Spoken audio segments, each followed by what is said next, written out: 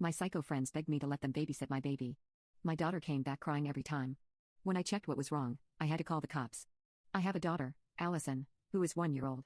Her dad and I both work full-time jobs in the mornings, and we don't have anyone to take care of her, so my friends Tom and Skylar had volunteered to watch Allison for us as Tom worked from home and Allison isn't known to cry very often. At first, it was going great. Tom would have Allison in a separate and baby-proofed room where she could play with her toys while he worked. Then Skylar would take over when she came home. We offered to pay many times, but they kept refusing. Skylar would often ask us to bring Allison over if it had been a while since we asked her to help with babysitting.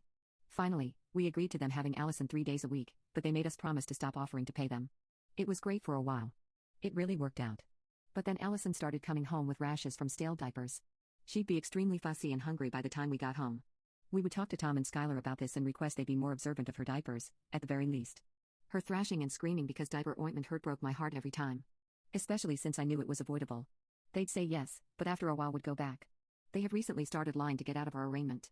Claiming to be out of town for the week, then Snapchat us them being at home with their birds. Claimed they were sick but our mutual friends would still be hanging out.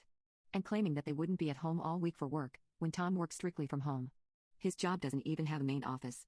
Without them knowing, we registered Allison with a professional daycare service. I drop her off in the morning and her dad picks her up. Word got to Skylar and Tom, and they started blowing up our phones calling us evil, shifty, and rude for not telling. Then they wouldn't have Allison anymore. And claiming I betrayed their trust by not talking to them about my concerns. I had a weird gut feeling and called our pediatrician to check up on her. When we went, we were advised by Allison's pediatrician to launch an investigation against Tom and Skylar for what I thought was a diaper rash. It was apparently chemical burns, which would explain how it appeared in the course of one day as badly as it had and why it didn't seem to be healing. I didn't have to be asked twice. Tom and Skylar are being investigated by the police for what they did to Allison. I don't know a lot yet, but I was told that Tom and Skylar would in no way win the case. Tom was apparently unemployed the whole time and his job was maintaining a website he and Skylar made documenting what they were doing with Allison and 2 other children. The website has been taken down already, and the other parents are being investigated as well due to evidence of consent.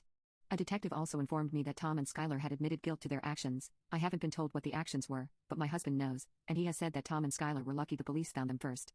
They have provided the items that were used. I was told the burns likely came from a lubricant that Tom and Skylar used.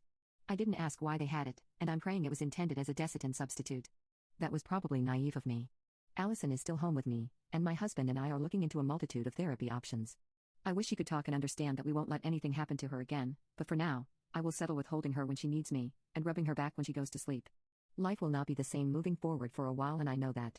I was blinded by 15 years of friendship and couldn't fathom that they had intentionally hurt my baby girl. I see that now and will forever carry that with me, as it was a failure. On my part to protect my daughter. The rose-colored glasses are off now.